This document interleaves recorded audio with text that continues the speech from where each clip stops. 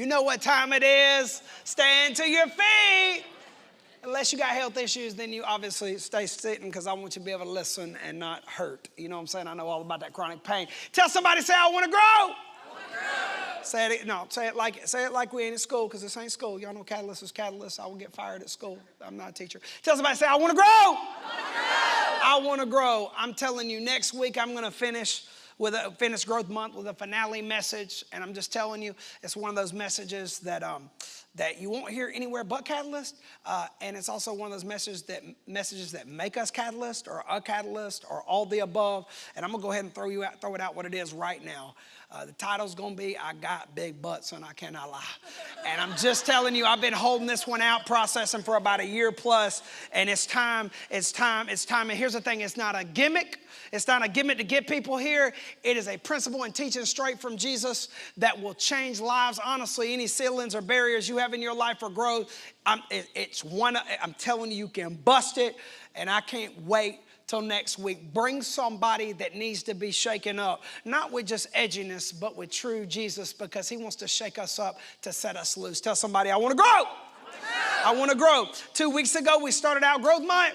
By the way, online family, we welcome you. Whether tornado watches kept you at home, or sickness, or y'all know what I'd like to do, diarrhea kept you at home, you don't have to comment it, but you know who you are, and Jesus does too. I hope that God speaks to you wherever you are, and I hope this message, guys, we do ministry together. Let's send this out. If it speaks to you, let it speak to a lot of people. 2 weeks ago, started out Growth Month. I told you, we talked about you gotta cross some thresholds in your life. Israel had to cross the Jordan. That was their threshold, and begin to commit to take God's. There's lines you have to cross, and you have to step into some things that you've been stopping and scared of, and stepping back, taking 2 steps forward, 3 steps back. And that line for Israel was the Jordan River, and they had to begin to cross it. What they were scared of, what they stepped back for 40 years and didn't cross. And there's some thresholds you got to cross if you want to grow and take God up on what he has for you. No matter the season, no matter if it makes sense, no matter what you have, don't have, lost, didn't lose, never had, you've got to begin to step into the impossible and not stop and be scared because of it. Last week, I told they crossed the Jordan, but then they had to fight for 14 years to take the promised land. It took them 14 years to take what God had for them. 14 years. And then Joshua began to divvy out the land, and there was 2 tribes that were really pissed off because they felt like they deserved more land and more quality land. And Joshua told them, I'm not going to give you any more land. You go, you put the work, and you make the promise what you want to make it, but I'm not going to enable you. You're going to have to take the stairs and do something with it. You are great people, and I'm not going to enable you. Go build something great, because that's what God's called you to do. And I said, there's some things in your life, you're going to have to take the stairs whether you like it or not. If you want to get to the top of the stairs, you take the stairs, not the elevator. And tell somebody right now, say, I want to grow. I say it like you mean it. I want to grow. I want to grow. Today I got one verse. That's my entire message. And here's the thing. Everything I just told you isn't just true for Israel. It's true for you. If it's not true for all, it's true for none. Period. God has a promised land. He has a purpose. He has a plan. He has a path. He has a direction. He has a calling. He has careers. He has blessing. He has family. He has children. I don't know what it is. Husband, wife, partner, promise, promotion. He has promised lands and things that you're called to build and thrive in for every one of us. It's not just true for Israel, it's true for you. And because it's true for you, the same way you get there is the same way they got there. The same way they worked it, we got to work it. And the same way God works, he still works. And if you want to tell somebody, they say, I want to grow.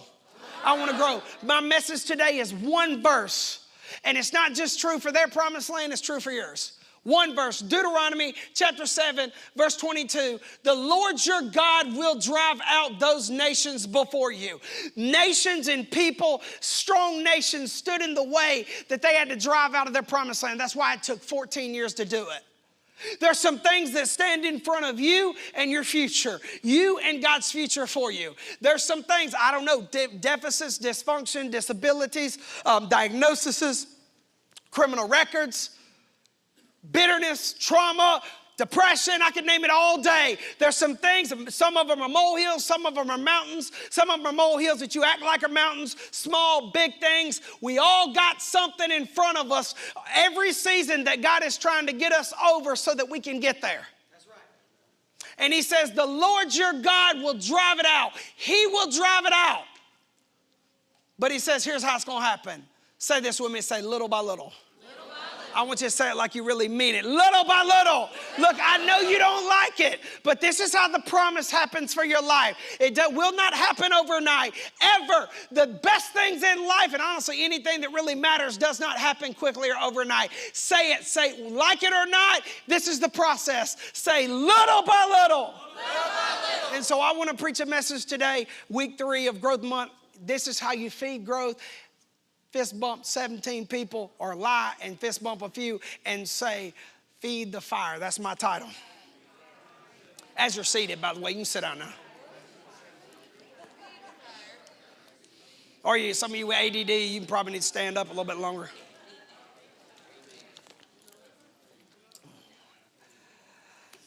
Oh, y'all ready for this? I slept good last night. I didn't even know there was a bunch of, everybody was like, it was so bad. I was like, I was so asleep. I was so asleep. Some people got phobias of thunderstorms. I got great sleep because of thunderstorms. So it was bad. I thought it was glorious. Y'all ready? We're ready. See, here's the thing. We undervalue and underappreciate the power of small things. We do. We underestimate the power of small things, really. We underestimate the power of small changes, small corrections, small decisions, small achievements, small accomplishments, small steps. We want to take big steps. We want to cover big gaps in our life. We want miracles like instantaneously, which, by the way, you see Jesus do that a good bit, but honestly, most of the Bible is a process because most of your life and the miracles and the promises in your life are processes. They're not instantaneous. They're not immediate. And if you expect them to be, you're not going to work the process because you missed the point. But we underestimate the power of small growth, small things. This is my message today. It's the small things that create the conditions for big growth. If we're going to talk about growth in every part of your life, it is the small things that create the conditions for big growth. It is the small things and the small choices and small decisions that provide the atmosphere for bigger things and greater growth and greater breakthroughs. It is the small things that provide the atmosphere. That's how you get there. That's how you get there. Just say this with me. Say little by little. That's how you get there. You get there one small step at a time.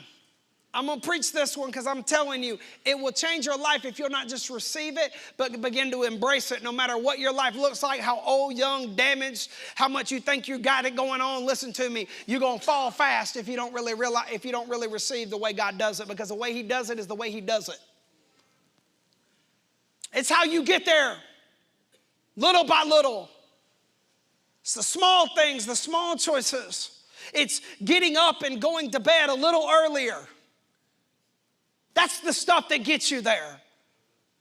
It's coming to church a little more. It's watching it online. I love my online fam. I'm not hating on you. But it's watching it a little bit less online and a little bit more in the room. We underappreciate and underestimate the power of being in a room of one worship set. We think one worship set may seem small, and the impact by the time you get out of here in stress and somebody pisses you off and does something, and then tomorrow, but we underestimate the power of one worship service, of one sermon. We underestimate the power of one text. We live in a world where everybody holds their cards. Compliments, good things. You don't just hold back the criticism because you're scared of what people are going to do or conflict going to come out of it. You hold back the encouragement.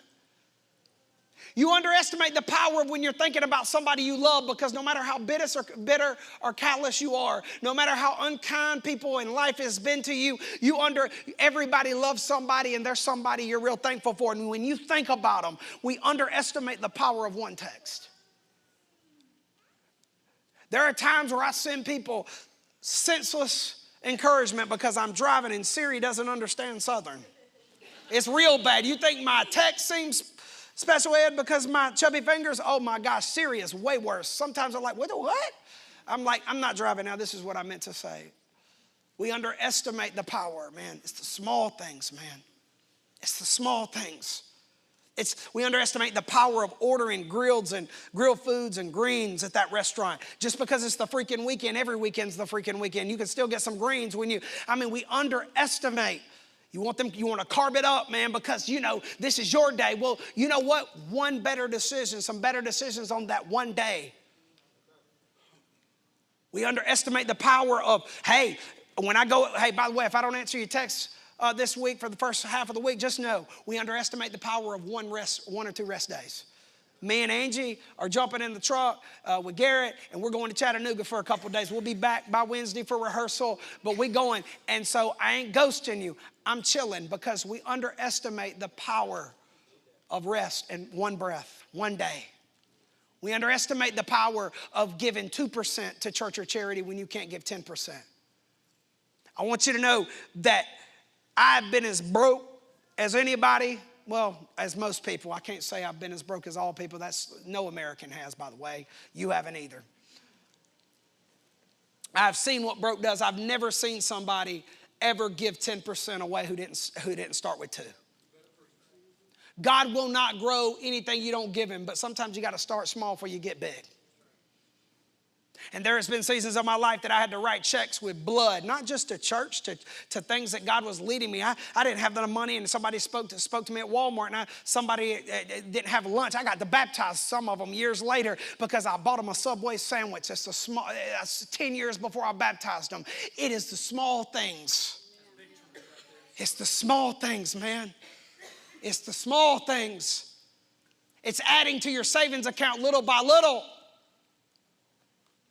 We have this, I've never seen, look, we have this thing we bank with OZK, me and Angie. And so we found that there's this free service. By the way, if you didn't know, when you're with OZK, here you go. It's free.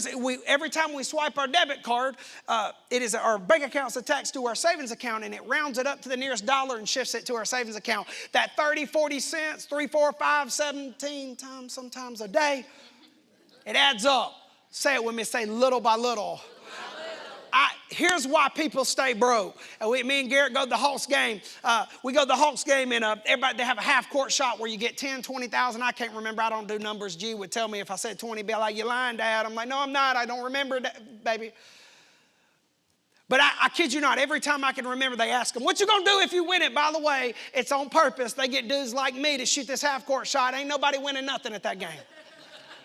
Once you get a real basketball player, then you be getting me coughing up some money. But they ask them, what you going to do with that money? What you going to do? Every one of them, to my memory, by the way, we have season tickets, a 10 game a year package. Every time, this is what they say. I'm going to take my family on a vacation. That's why they broke. Instead of get 10 G's to actually put back and have something in that rainy day, you go on a vacation or buying a car. It's the little things, man. It's the little things. And God said, I'm going to give you the promised land and the promise and I'm going to give it little by little. You get that tax refund, and but you either paying off credit card debt from 6 months ago, or you going doing something stupid that don't really do you any good long term. It's little by little. Little by little. We underestimate. The Bible actually teaches this. This is scriptural. It says those who get money quickly lose it quickly. It says wealth is gained little by little. Warren Buffett didn't inherit wealth. Like by his 20s, I think he had 20-something thousand dollars. Over 99% of his wealth happened after he was in his early 50s because of compound interest. You feed that. My papa Scudder used to tell me, Ben, I waited till my late 20s to start feeding the IRA. And he said, I don't care how broke you are, put $1 or $2 every paycheck. My mama's in her 90s, and she has plenty of money because he added to it little by little. And he said, Ben, you're going to regret it if you don't.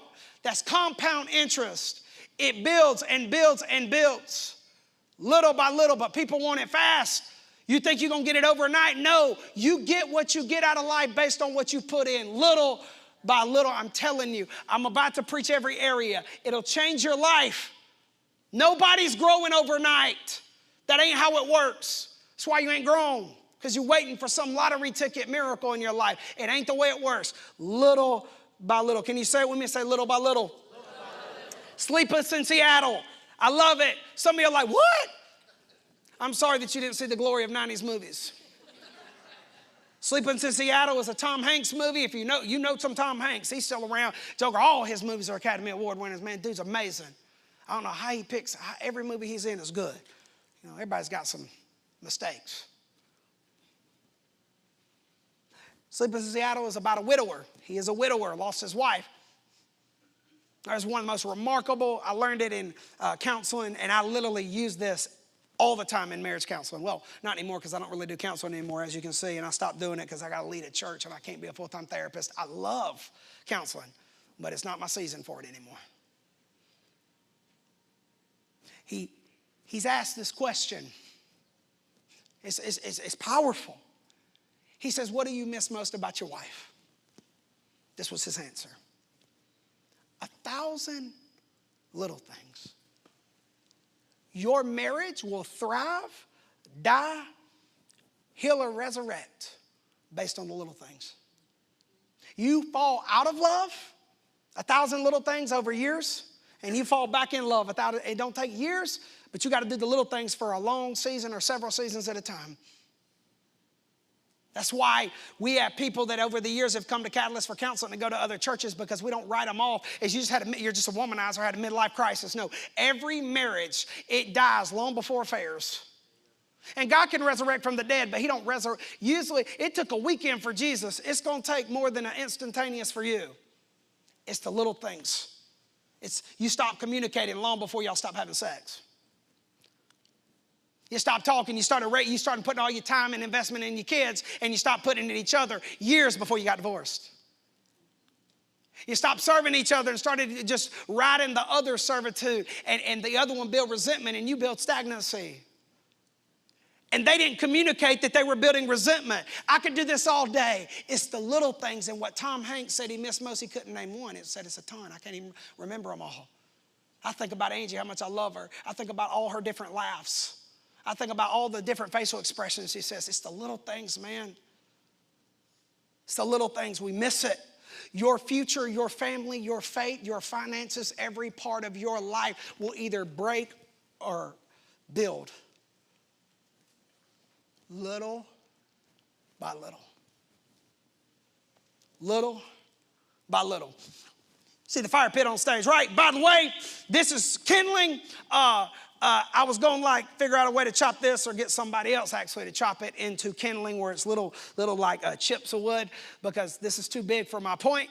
But Angie has to cut my oranges at the house, because she knows that I might be preaching with nubs up in this mug. I might not even be able to do a peace sign anymore. Be like, surfer dude. I'm not that dude either.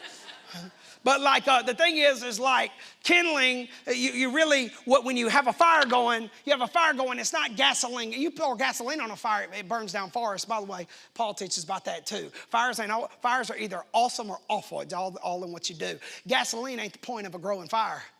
Kindling is. You chop it up, little pieces, little by little, keep that fire going for as long as that bonfire you want it to have. In your life, how you grow is you feed the fire. One decision at a time. You feed the fire. See, here's the thing. Small choices made consistently over time. I see the times in our church growth and my growth and mine and Angie's growth in a marriage. What happens is we get consistent for our staff, we get consistent for about 2 or 3 weeks. And then we kind of step back when things go sideways. It's like, what? We outgrew this 2 months ago. What's going on?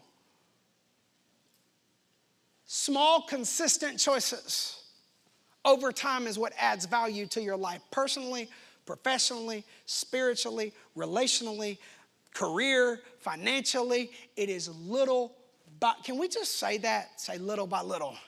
You need to not just say it, you need to begin to just see it in every part of your life. And I hope God will speak it to you in this message and you'll begin to buy into it. Oh, by the way, here's the kindling. I didn't even realize this is what, guys, I'm a city slicker. They actually, after the first service, gave me paper. This is kindling. You add what, it don't even have to be wood. It can just be bought up paper. See, it's the small stuff that you don't even see that, like, how does paper gets burned up like in 2.7 seconds, but it feeds the fire. It feeds the fire. It feeds the fire, little by little. It is the everyday small decisions that create the conditions for you to be mentally healthier than you were last week, last month, last year. That's the condition. It sets the atmosphere. Consistent, small decisions, little by little, is what create the conditions for healing, restoration, redemption, faith, resurrection, testimonies, overcoming. All those words that are all throughout Scripture that are hype, but they're not just given. They happen little by little when we trust the process and trust the promiser. Say it with me. Say little by little. I could do this all. I told you in Growth Month, I'm going to not just teach verses or passages. I'm going to teach themes. This is a theme throughout the entire Scripture. The Apostle Paul says, you reap what you sow. You harvest what you plant, right? It's kingdom principle. I see it. When somebody stops growing, they stop sowing. Don't matter what, I'm the same dude. When I start preaching more frustrated in seasons, and I've done it, it's because I stopped sowing. I started running and stopped sowing and being intentional. I started trying to keep up with all the things in my life that weren't, and all things around me that weren't going right, and started overthinking, overrunning, overdoing, overworking. And before you know it, I can preach a sermon, but I can preach one frustrated or really locked in, depending on the seeds that I sow. Addiction and recovery. There is only one way to get sober and stay sober. Every day, little by little. You stop working it. You stop having support. Jesus didn't create you for him to be enough. Look at Adam. He told Adam, it was just Adam and God in the garden. Hey, it's not good for you to be alone. God created us all, not just addicts, to have support and people that they identify and can connect with. And that's why sitting at home on the couch, if you're doing it because of fear or because of walls, you will never grow little by little. Addicts you can get sober, and that's why you've gotten sober 17 times the last 10 years, because you don't stay sober, because you stay sober little by little.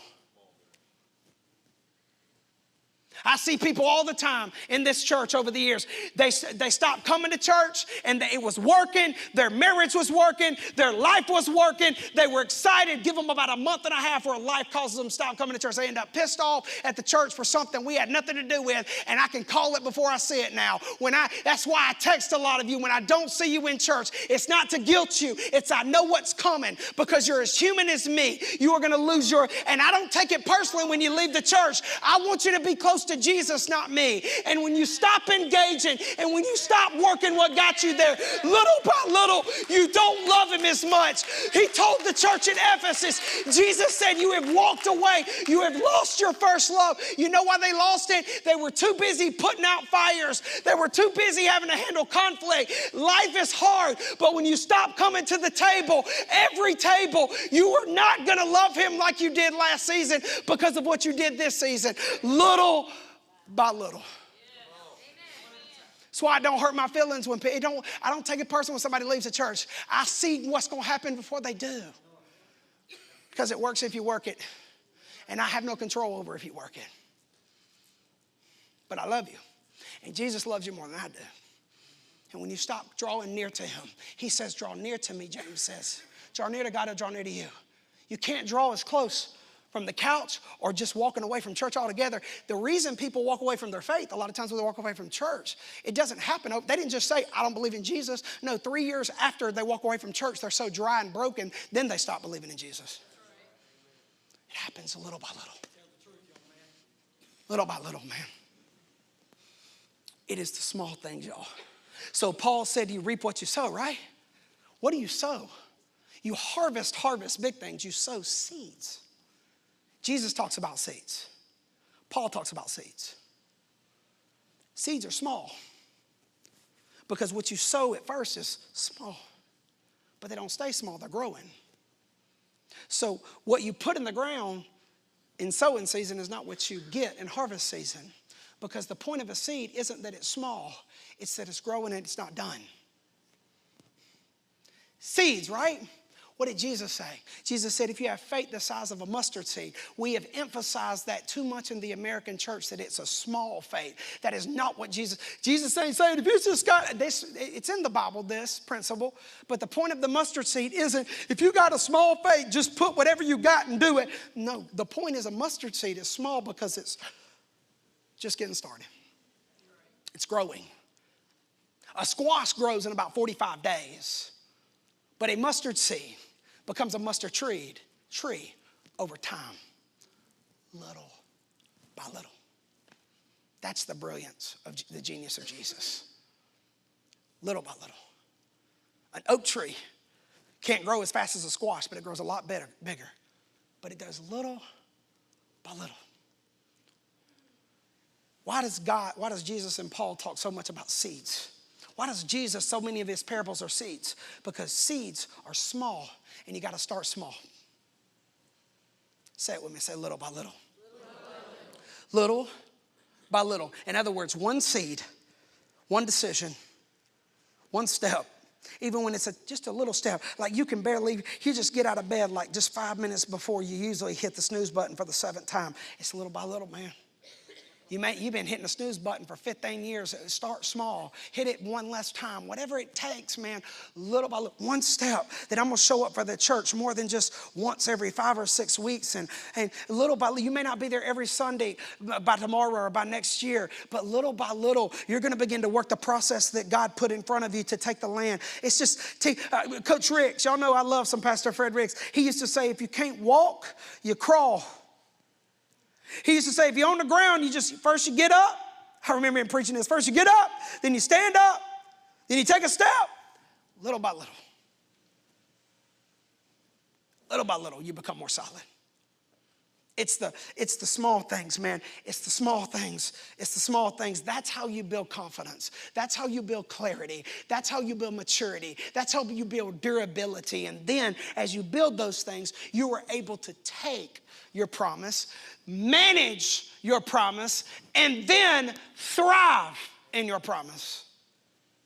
Little by little, you are not solid enough to have a relationship right now. And that is not bad. It's just where you are in the process. And if you get ahead of yourself, you're going to be doing like everybody else is doing, grieving divorces or having domestic charges on your record. Great sex don't mean nothing. That just means if you ain't compatible, it's volatile. You got to begin to just grow little by little. It's the only way, man, for you to really grow into it and handle it and do something with it. And if you don't trust the process, then you don't trust the promise keeper, the promise maker. And you ain't going to ever get the promise. And it happens little by little, man. Little by little. So Israel wanted everything all at once. Obviously they did. Do you know one of the reasons they were so intimidated by taking the promised land that they didn't cross the Jordan and they wandered in the wilderness they wasted 4 decades because they didn't want to cross the Jordan. But it wasn't just crossing the Jordan. It was that they knew they were in for a fight that was going to take years. And God said, I want you to go fight it. It was the size of the assignment as much as the anxiety of the possibility of losing. That's why we don't step or stop stepping when we do. It's the intimidation of the assignment more. It's the longevity of what God has called us to be faithful Israel, it took them, I told you it took them 14 years to take it last week.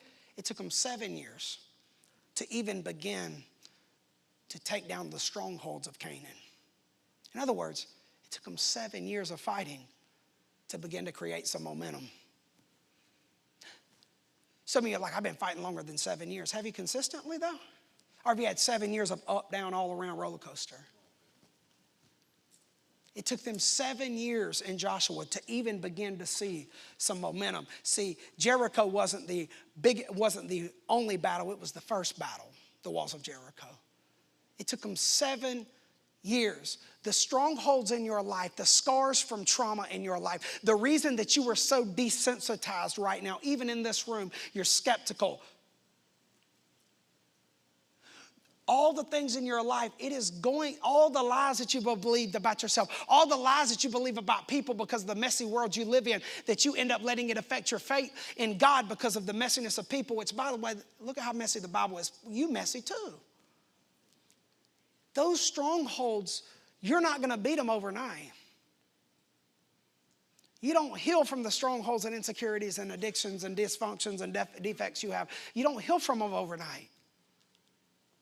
It takes time. And so God loved them is why he said you're going to take it little by little. It wasn't to punish them. It was to protect them, because when they got there, they were going to learn to manage it. And when they learned to manage it, they could thrive in it. And thousands of years later, guess where Israel still is? Their promised land. They still ain't as close to God as they used to be, but they're still in the land because God loves us enough so that it takes little by little to take it and to stay in it. God doesn't want you to keep getting there and then falling apart. I am not, 5 years ago, I couldn't pastor this church.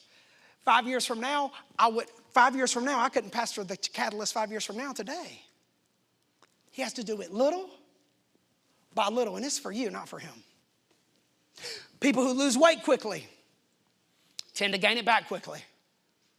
It is. And we live in a world now you can take shots and lose weight and tell everybody you're making sacrifices. I don't even know all the different names now. I'm not opposed to that. What I'm saying, I'm not opposed to that. You got to do what you got to do, especially when you're like me and had to lose a lot of weight. What I'm saying is time is what teaches you, not the results. I am 14 years almost into my weight loss. 14 years later, I am smaller than I've ever been. This last 2 weeks after the fast, I am over 120 pounds smaller than I was in 2011. But here's the thing is, it took me, the reason I am is because I was on so much medication the first 5 years that it took me a long time to lose weight. And I'm so thankful it did, because that is where I learned the process. That I told Angie, I said, I will always work whatever it looks like in whatever season, because I know what I got to do. You know where I learned what I got to do? It's little by little. Single people, quit trying to get a relationship right now. The reason you keep striking out is because you need to stay single for a season. You need to fast relationships. Quit going on dates. If it keeps working out, if you keep being lonely or striking out, why don't you stop? Well, I know you're lonely. That loneliness is what makes you solid. The reason that I know I can survive is because I survived for a lot of years before I met Angie. The reason I can appreciate Angie is because little by little, I had to go home with no support after preaching. I got wrecked in ministry because ministry's hard, and I didn't have her to go to bed next to. That's where I learned, little by little, piece by piece, bite by bite, battle by battle. Paul tells Timothy about feeding the fire. He says, when you find your callings and your gifts and the promises, the things that you're called to, the careers you're called to, when you find them, see, Timothy found his. He was a spiritual leader. Whoop, I almost did it. He's a spiritual leader. Yeah, y'all been waiting for me to trip that way. What if I tripped on the back of the stage? Wouldn't that be awesome? By awesome, I mean for y'all, not for me. Paul tells Timothy, man, he tells him, he says, fan the flame. In other words, feed the fire of the spiritual gifts that God put in you and that we laid hands on you when you received them. There's a translation that says, I love it better. It says, kindle afresh. Don't just daydream. Invest in it. Some of you stopped daydreaming and investing in your daydream many years ago, and now it's just turned into traumatic dreams because you think the ship has sailed.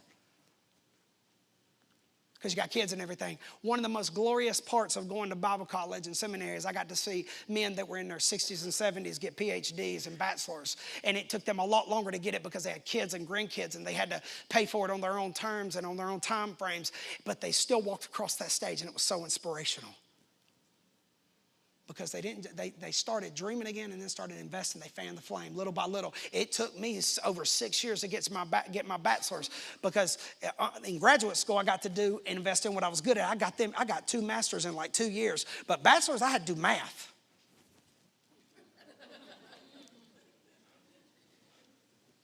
Little by little, driving an hour and 10 minutes, a whole lot, with a lot of life that was tough then. I got my degree, but it didn't happen. It didn't happen in 4 years, or for some 2 and 3. I'm jealous of you. It happened in over 6, and then it took me another 3. I was in seminary for 9.5 years. Little by little. The stuff I'm able to deposit in you, I was by myself at Stonecrest eating lunch for years. Saturdays, all days, studying theology. It happened little by little. You aren't here and receiving from me if I'm not faithful in those years. The things God has for you in your life, little by little. Paul says, fan the flame, feed the fire, little by little. Throw the kindling, keep investing. Don't stop dreaming, don't stop believing, don't stop investing. Do the dang thing. Catalyst Church, I've been telling the staff for months now. I've been telling them, feed the fire. We spent so many years rebuilding this church after it almost fell apart because of poor leadership, and I'm a part of that poor leadership, by the way.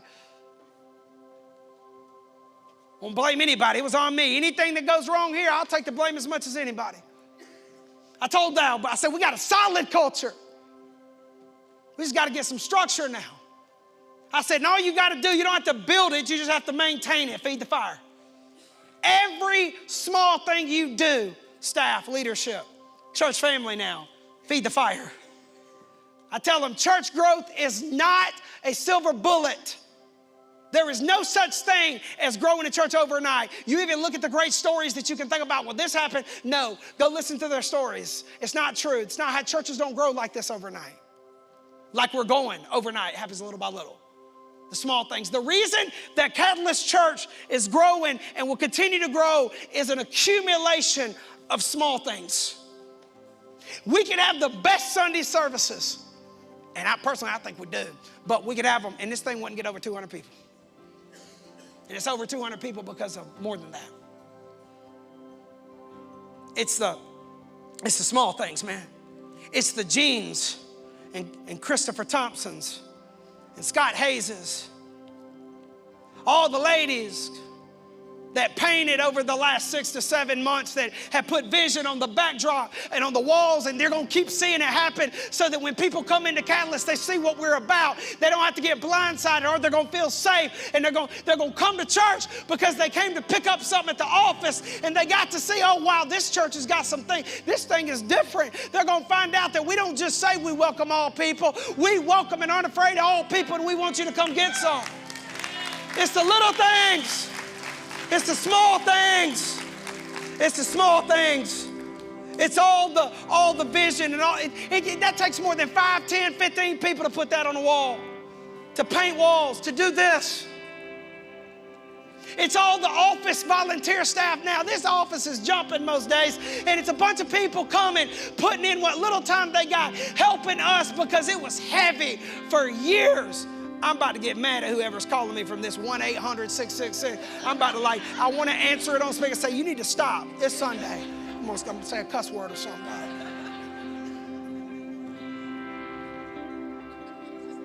They help do ministry because ministry is heavy. For a church this big, having a handful of paid staff, it takes everybody. It's the small things.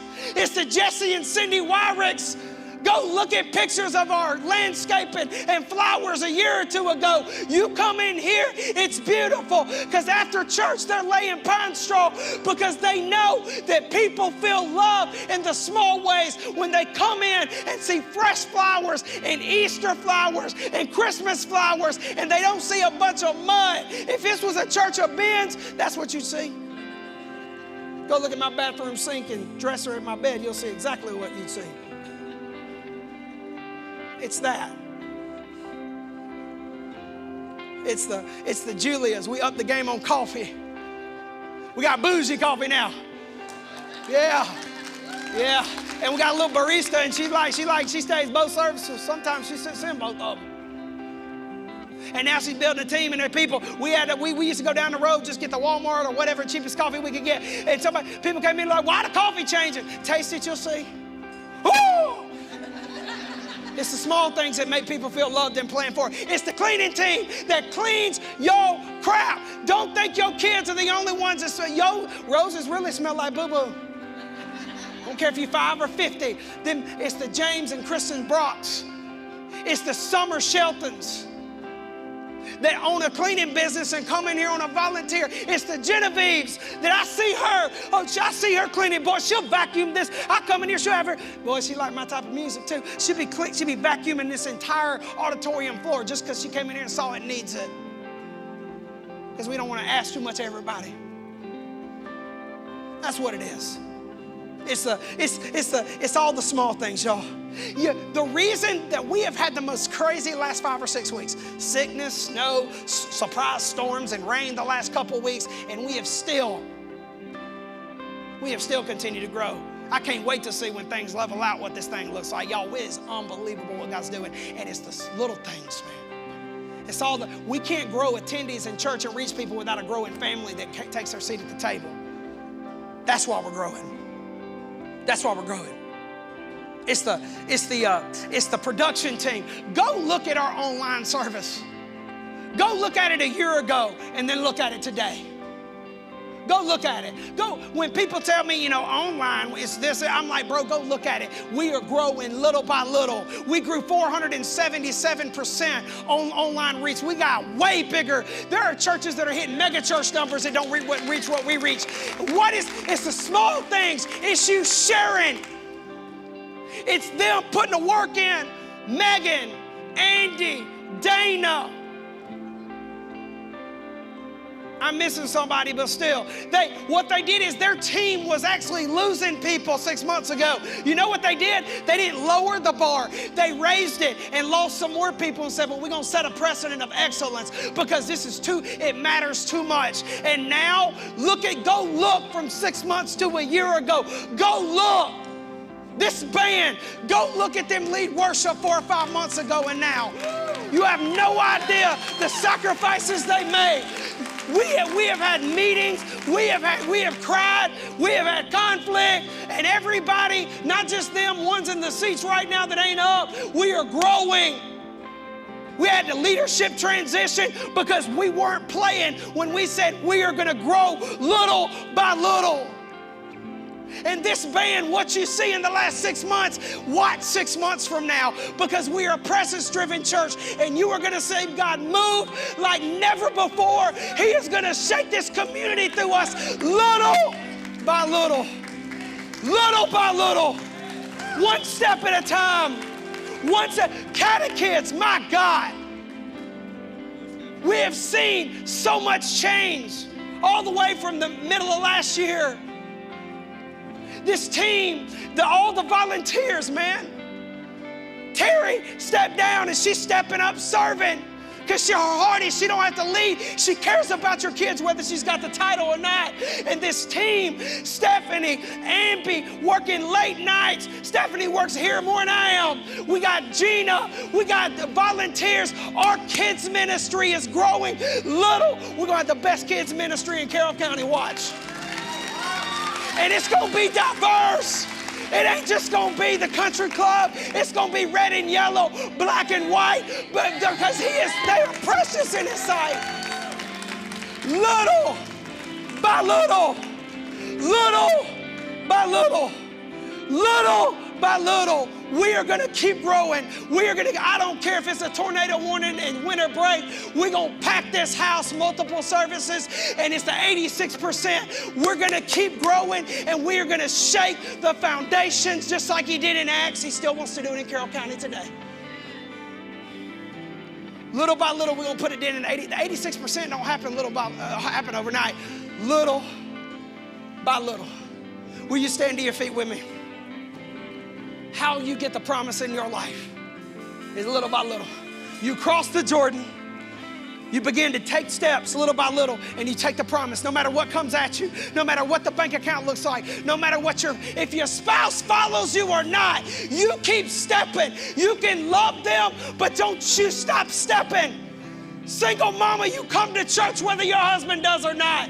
They'll ask you, are you a single mama? Say no, but we following Jesus. Your kids, I'm telling you, I got mamas right here. Their kids aren't going to fill the voids because they are never going to stop. Little by little, you cross the Jordan and you keep stepping. You'll see his glory. Addict, you will not just get sober, you will stay sober, and there will come a time that people don't even know you were a recovering addict because you're so whole. You have to tell them from a stage, and they'll be like, wow. Little by little. Young person, your confidence, you don't even know who you are yet. If you could have seen me at 17, 20, if you could have seen where I was then and who I am now at 39 years old, it happened little by little, and I ain't done yet. Little by little. Depression, mental illness, insecurity. If you cheated and you left your family and you were the reason that your family doesn't have a parent at home, little by little, God loves you and he is not finished. Cross the Jordan. Keep stepping. Little by little. Think about in the house in Pentecost. Jesus said, I want you to stay in Jerusalem and seek my presence. He didn't tell them it was going to be 10 days later when he fell on them. It could have been 10 years, and he may be asking you to be faithful for 10 years. He told Israel, he told them cross, and it was 7 years before they even started gaining ground. It was 14 before they got it. But in the New Testament, he said, I want you to seek my presence. And for 10 days, most of you right now thinking, man, I'm ready to go. For 10 days, they sought his presence in the upper room. They didn't have microphones. They didn't have online church. None of that stuff. And the gospel crossed the world and is here today because they obeyed Jesus in that room. And the presence of God flowed in and flowed out.